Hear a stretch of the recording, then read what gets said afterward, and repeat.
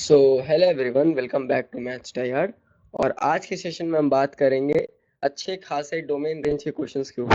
तो चलिए शुरू करते हैं।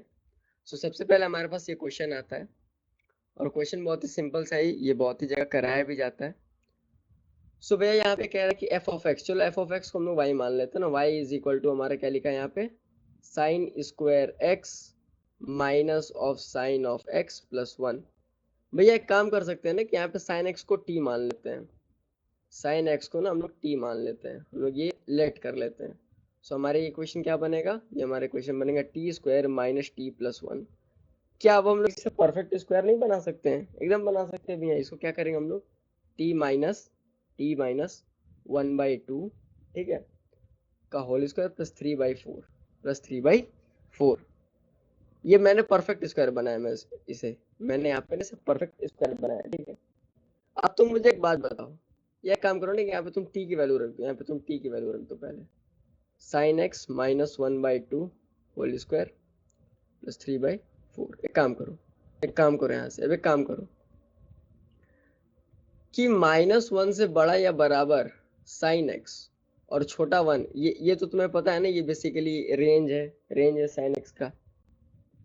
तो जब ये रेंज है तो अब इसमें क्या करेंगे हम लोग, इसमें हम लोग माइनस वन बाई टू कर देंगे। तो अगर साइन एक्स का ये रेंज है तो sign X minus one by to, मैं बेसिकली इसकी बात कर रहा हूँ, मैं इसकी रेंज अब निकाल रहा हूँ।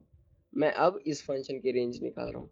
अगर साइन एक्स का रेंज ये है तो sign X minus one by to का रेंज कितना होगा भैया? ये तो हो जाएगा वन बाई टू और यहाँ पे हो जाएगा हमारा माइनस थ्री बाई टू।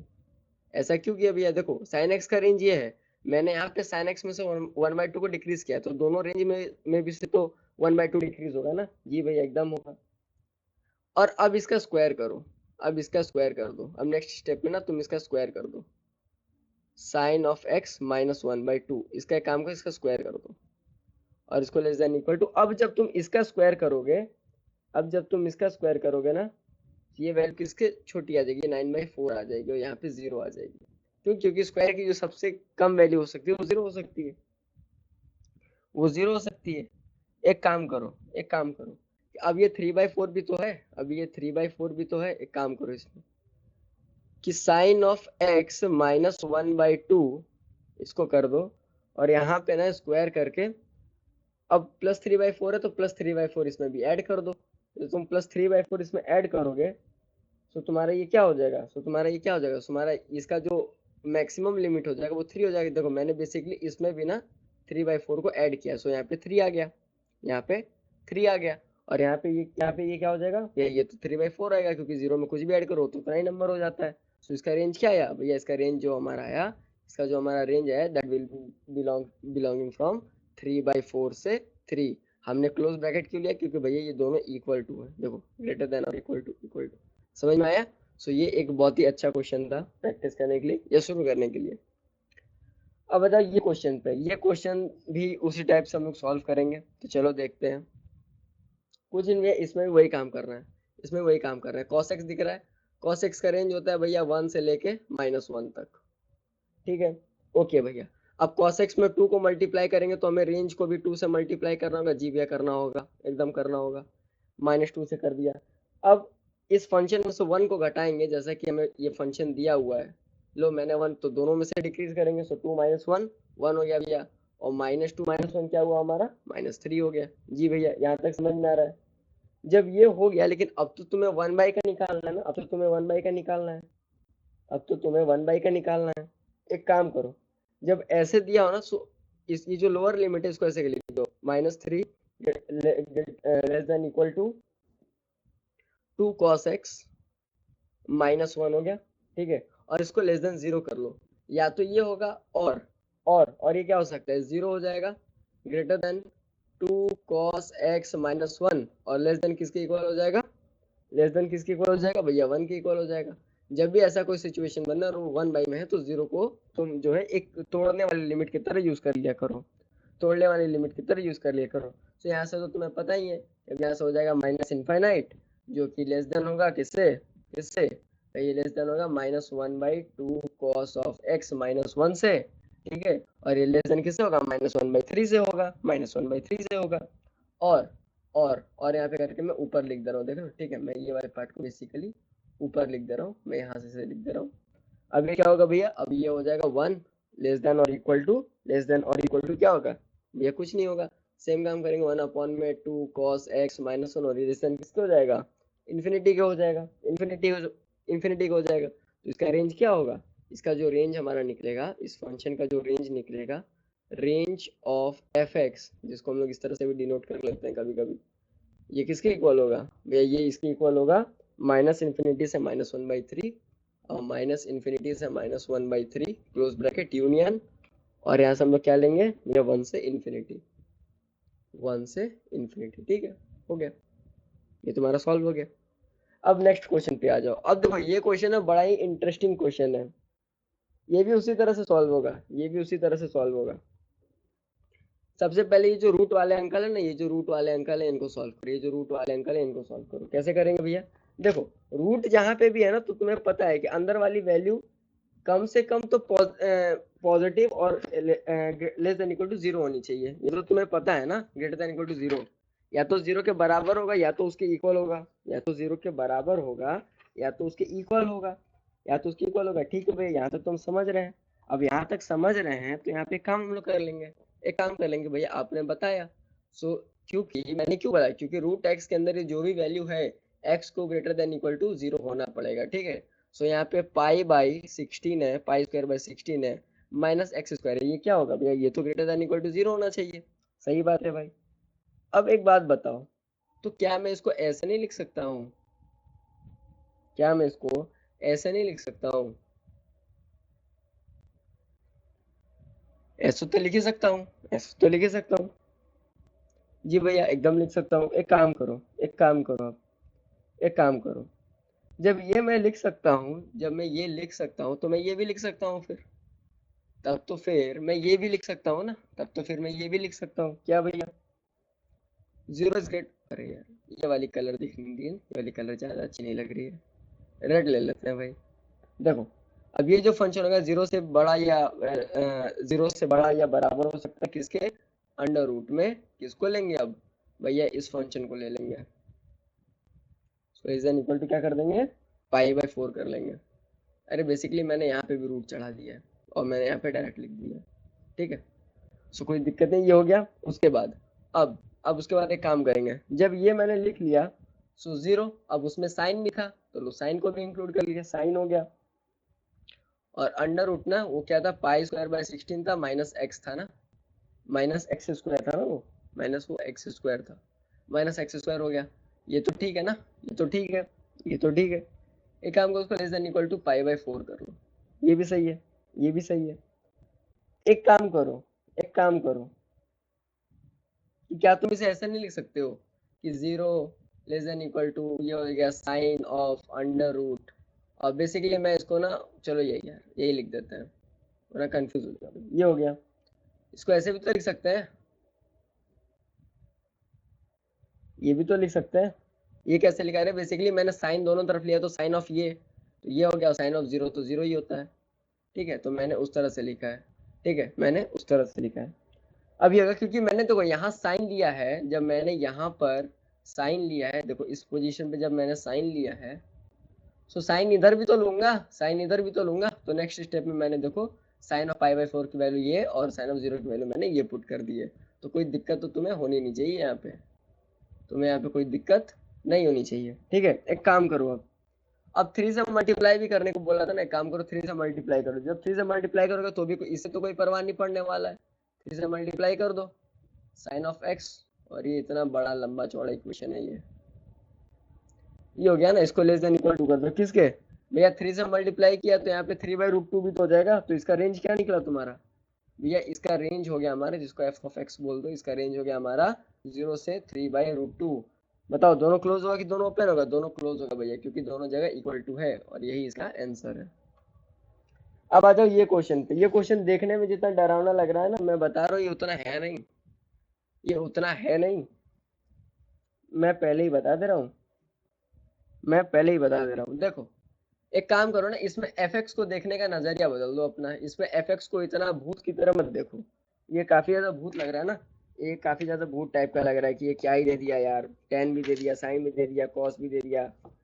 ठीक है, क्या तुम इसमें एक और तरह से यूज कर सकते हो इसको? अगर तुम्हारे दिमाग में ये आ रहा है कि भैया इसको और कैसे सॉल्व करें, तो क्या तुम इसे एक और तरह से नहीं लिख सकते हो? कैसे लिख सकते हो भैया? एक काम करो तुम ना, एक काम करो बेसिकली तुम, कि 1 + tan² x तो तुम्हें दिख ही रहा है, 1 + tan² x तो तुम्हें दिख ही रहा है, 1 + tan² x तो तुमको दिख ही रहा है। तो 1 + tan² x को तुम क्या लिख सकते हो? हाँ भैया, अब याद आया, 1 + tan² x को हम लिख सकते हैं sec x, हम लिख सकते हैं sec x। इसको तुम ऐसे नहीं लिख सकते हो कि भैया ये ऊपर लिखा है हमारा sin x अपॉन में sec x, ये भी तो लिख सकते हो। लेकिन भैया आपने मॉड क्यों लगाया? भाई मॉड इसलिए लगाया ना क्योंकि वो रूट लगा हुआ है, तुम देखो। अब रूट की वैल्यू भाई नेगेटिव तो हो नहीं सकती है, इमेजिनरी तो हो नहीं सकती है, वो वाला कंडीशन वो ले भी नहीं रहा है आयोटा वाला जो तुम सोच रहे हो। अंडर रूट 1 + cot², ये क्या हो सकता है भैया? ये हो सकता है कुछ नहीं, cosec x होगा, cosec x होगा। ठीक है, मॉड में, ये मॉड में। अब क्या तुम इसको ऐसा नहीं लिख सकते हो जैसे मैं लिख रहा हूँ कि भैया ये तो कुछ नहीं लिखा है, ये sin x है, और 1/mod ऑफ sec x को क्या लिख सकते हैं? Mod of cos x minus cos x है, और यहाँ पे 1/mod ऑफ cosec x को लिख सकते हैं मॉड ऑफ sin x। यही तो लिखा है, यही तो लिखा है। एक काम करो कि डोमेन ऑफ fx जो होगा, इसका जो डोमेन होगा, डोमेन ऑफ fx, अब तुम इसमें दिमाग लगाओ, डोमेन ऑफ fx क्या होगा?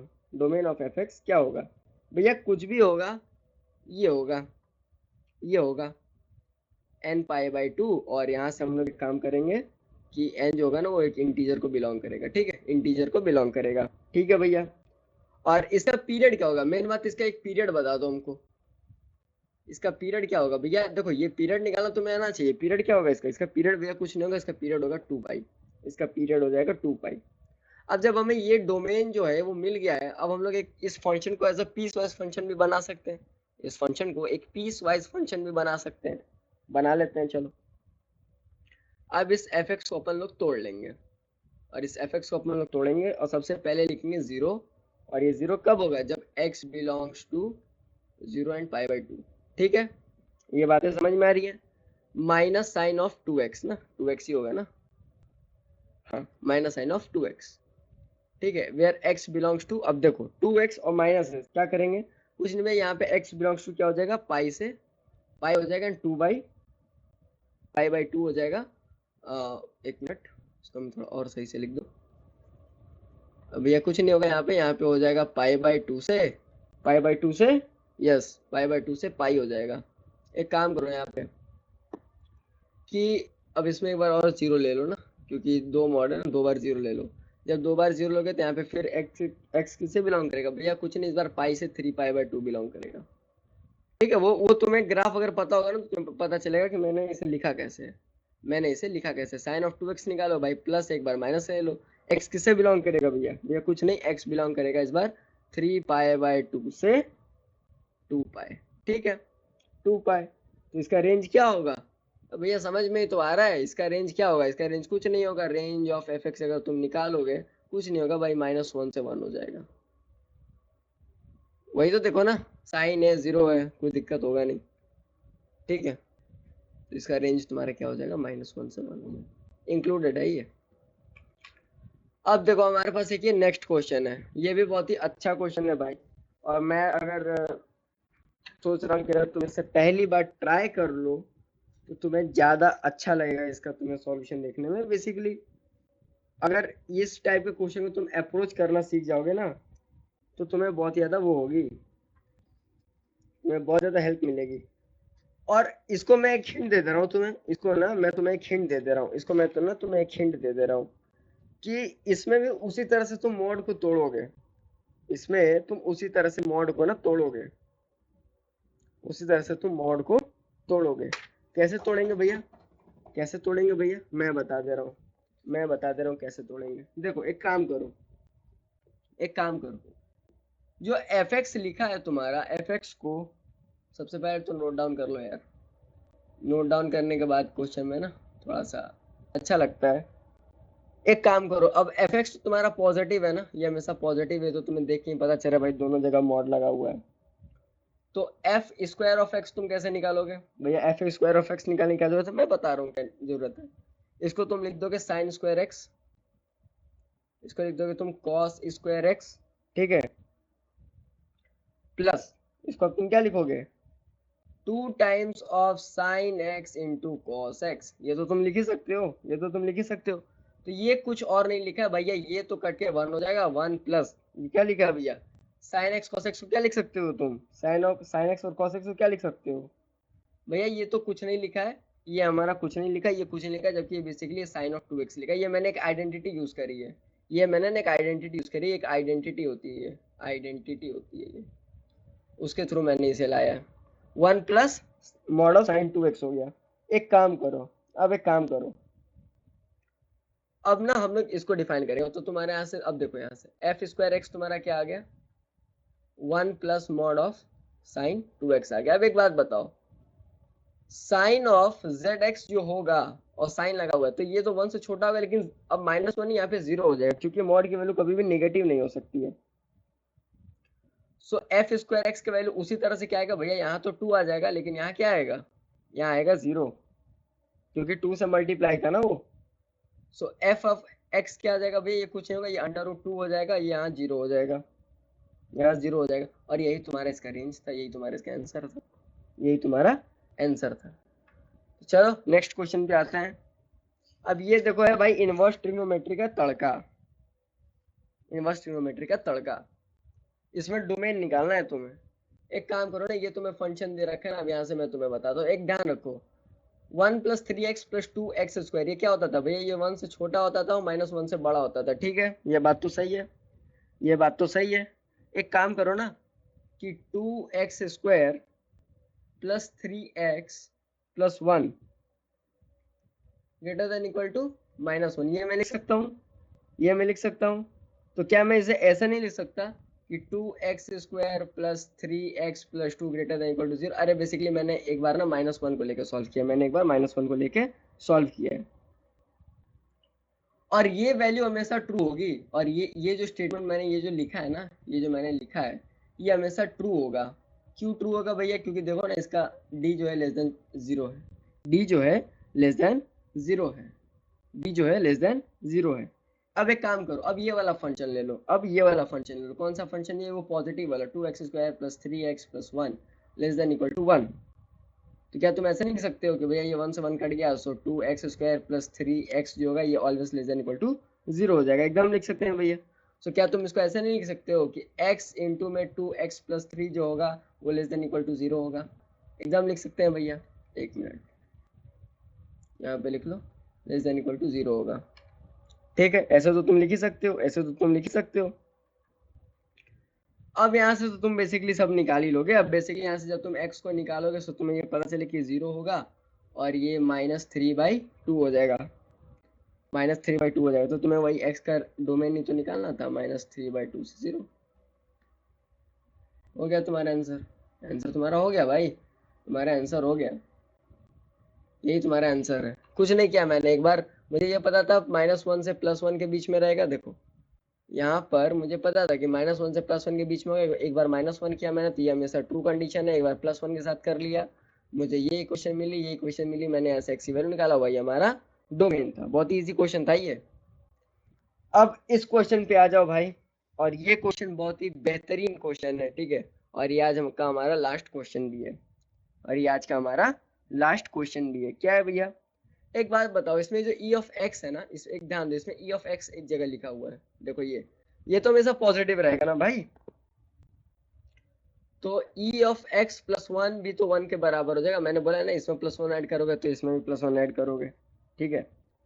सो 1 में ई एक्स +1। अब देखो वो जो ट्रिक मैंने बताई थी, कुछ नहीं भैया, ये पलट जाएगा, ये पलट जाएगा, ये हो गया, ये हो गया। अब देखो एफ एक्स जो है, यहाँ से तुम एक चीज पता करोगे, यहाँ से तुम एक चीज पता करोगे, तो एफ एक्स जो है ना, वो हर रियल वैल्यू के लिए सेटिस्फाई करेगा। तो इसका डोमेन क्या हो जाएगा? डोमेन ऑफ एफ एक्स जो हो जाएगा रियल नंबर हो जाएगा। ध्यान दो ना, यहाँ से इस चीज पे ध्यान दे दो। कोई दिक्कत है क्या इसमें? इसमें मैंने कुछ लिखा है, इस स्टेटमेंट में कोई दिक्कत तो है नहीं? कि भाई रियल नंबर सेटिस्फाई क्यों करेगा, भाई कर सकता है वो कर सकता है, वो कर सकता है। एक बात और दो, एक बात और देखो, 1/e⁻x+1, ये 1 से छोटा है और 0 से बड़ा है। अब दोनों तरह इसका साइन इनवर्स ले लो, इसका साइन इनवर्स ले लो, इसको कुछ देर के लिए ना मैं तुम्हें टी मान लेता हूँ ताकि मुझे लिखने में आसान हो। सो साइन टी, और साइन टी किसकी इक्वल होगा भैया, ये कुछ नहीं होगा, ये कुछ नहीं होगा, जबकि साइन इनवर्स 1 हो जाएगा। भाई साइन इनवर्स अगर यहाँ लिए हो तो यहाँ पे भी तो लोगे, मैंने बताया था। और साइन इनवर्स 0 को तुम क्या लिखोगे, एक काम करो कि साइन इनवर्स 0 ही लिख दो यहाँ पे, साइन इनवर्स 0। जब ये है, जब ये है, तो ये sine inverse T, sine inverse T लिख दिया ना तुमने यहाँ पे। और साइन इनवर्स 1 की वैल्यू क्या होगी, साइन इनवर्स 1 की वैल्यू भैया कुछ नहीं होती है, पाई/2 होती है। और यहाँ पे क्या होगी, ये यहाँ पे ये क्या होगी, यहाँ पे ये 0 हो जाएगी, यहाँ पे ये 0 हो जाएगी। और साइन, अब टी का वैल्यू को पुट कर दो, बेसिकली टी मैंने यहाँ पे थोड़ा सा इजी रहा है, अब इसको तुम लिख दो साइन इनवर्स, और टी को तुम कुछ मत लिखो, 1/e⁻x+1 लिख दो इसको। यही तुम्हारा इसका रेंज था। इसका रेंज क्या होगा तुम्हारा, इसका रेंज क्या होगा, रेंज ऑफ f(x) तुम्हारा क्या हो जाएगा, मैंने पीछे निकाला है 0 से π/2, लेकिन वो इंक्लूडेड नहीं है, 0 से π/2, लेकिन वो इंक्लूडेड नहीं है, वो इंक्लूडेड नहीं है। आ जाओ। तो देखो यार, मैंने इतने सारे क्वेश्चंस की तुम्हें प्रैक्टिस कराई है। वेल, अगर वीडियो पसंद आता है तो वीडियो को लाइक करना, शेयर करना, सब्सक्राइब करना। और अगर हमारे टेलीग्राम पे नहीं जुड़े हो तो टेलीग्राम पे जुड़ जाओ भाई। इसका बेनिफिट ये रहता है कि मैं तुम्हें पर्सनली खुद जो है सॉल्यूशन भी बताता हूँ, मैथ्स ट्राई हार्ड। यहाँ पे जुड़ जाओ, हमारे इंस्टाग्राम पे जुड़ जाओ। एडवांस लेवल की मैथमेटिक्स और मेंस लेवल की मैथमेटिक्स के लिए ओलंपियाड लेवल के क्वेश्चन भी सॉल्व करते हैं। Brain twisting question smart technique और ब्यूटीफुल लॉजिक के साथ सीखते रहो। अगर ये सीखना है तो मैथ्स ट्राई हार्ड से जुड़ना पड़ेगा। Bye bye.